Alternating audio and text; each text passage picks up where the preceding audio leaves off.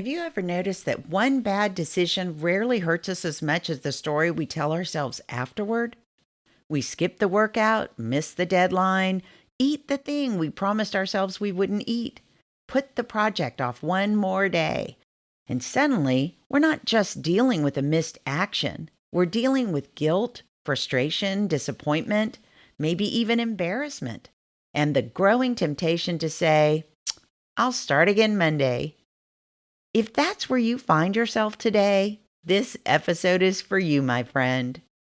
Welcome to Goals and Grace with certified high performance coach, Reverend Dr. Juliet Spencer, where we protect what matters, finish what we start, and do it with a joyful heart. Ready to lead with love, not depletion? Let's go. Let me tell you about a lesson I've had to learn more than once. I suspect many of you can relate. As I mentioned in a previous episode, several years ago, I wanted to write a book, and I was clear. I wanted to write the book, not someday, now. I had an idea, notes, format, research, good intentions. What I didn't have was consistent action. Every day and every week, I had a reason. The church needed something, or someone was in crisis, or a deadline appeared, or I was tired, or spending time with husband was just enticing, or I wanted to finish that Netflix binge. Every reason sounded legitimate. The problem wasn't that I stopped. It was how long I stayed stopped. Instead of recovering quickly, I rationalized. I'll start next week. I just need a little more time. This season is unusually busy. Weeks became months.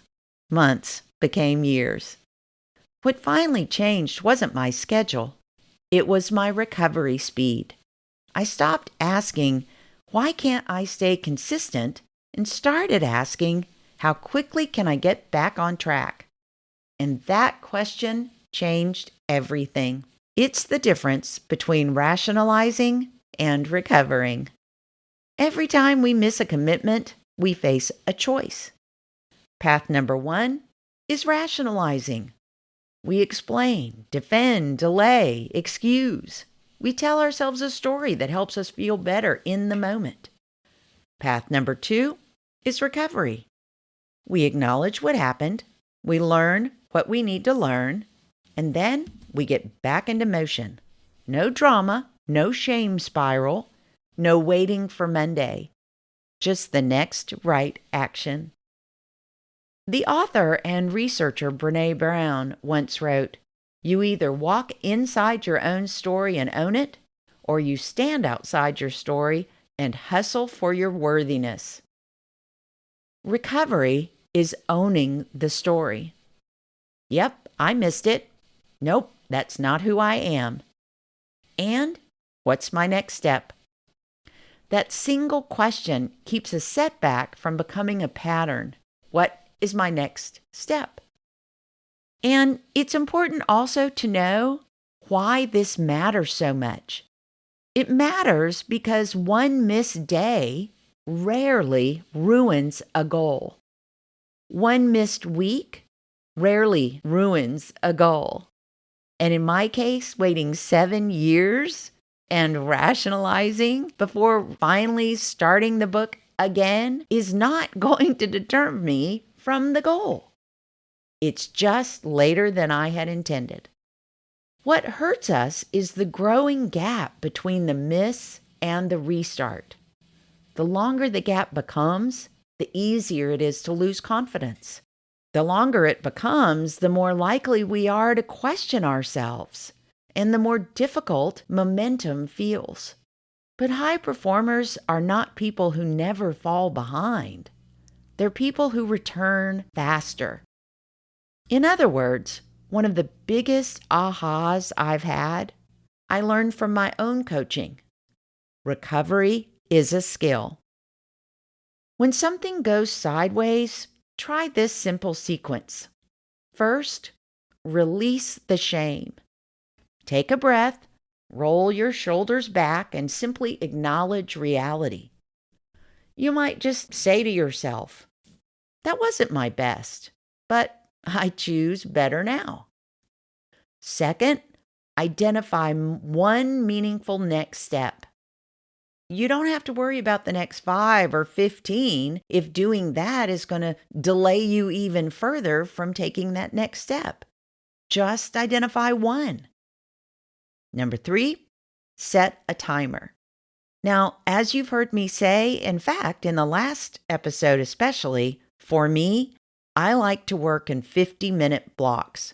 But if you don't have 50 minutes, 25 minutes is enough.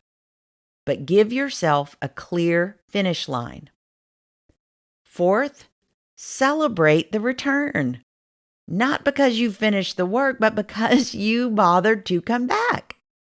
You reinforce the identity of someone who keeps showing up, and that is worth celebrating.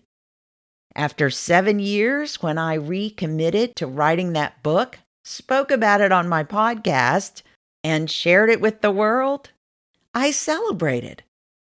When I picked my book back up after a 7-year hiatus, you darn right I celebrated. Let's say you plan to spend 30 minutes writing during lunch, but instead you spent the entire break scrolling social media. Well, the rationalizing voice says, "Oh well, today's shot. I'll try again tomorrow." The recovery voice says, "Okay, that wasn't my plan, but I still have 7 minutes." So you stand up, get some water, take 3 deep breaths, open the document, set a timer, and write at least one sentence. You didn't recover perfectly, but you did recover quickly, and that makes all the difference. One of the things I love about Scripture is that God constantly works with people who needed to recover. Consider Peter, who denied Jesus, but Peter recovered. Consider Jonah, who ran in the opposite direction. It may have been unwilling, but eventually Jonah recovered. The disciples repeatedly misunderstood what Jesus was teaching, but they recovered. God's story has never been about perfection. It's always been about returning. Whether it's returning to obedience or trust or purpose, or just returning to the work that God has put in your heart to accomplish. It might even be returning to the work your boss has put in your heart to finish. Whatever it is, you can do it. Your challenge for this week is a pretty obvious one. Think about one area where you've been rationalizing instead of recovering. Maybe it's not even related to work at all. Maybe it's your health. Maybe it's your relationships or your finances. Maybe it's coming to terms with your vision, your purpose, or calling. Maybe it's your relationship with God. Don't promise yourself a perfect week in order to make the necessary steps to begin or to recover. And don't wait until you have an elaborate plan. Simply schedule one recovery block in the next 24 hours. That's your challenge. Don't forget to set a clear finish line and then get back in the game. One missed moment, even a 7-year one, does not define you. What matters most is how quickly you return. And even after 7 years, it's that you return. And maybe like me, since 7 years have gone by, I'm thinking the quickly option has already passed. However, now that I've started again, if I miss a day, what am I going to do? I'm going to quickly recover. And so can you. Next week in our Decision Fitness series, we're talking about how to lead your day before it leads you. Remember, you don't need a perfect restart. You just need a next step. Thanks for listening, my friend. And if this has been helpful to you, please consider sharing it with a friend. Don't forget to follow me and let me hear from you, whether on social media or email. Just let me know how you're doing. Until next time, may God bless you with goals and grace.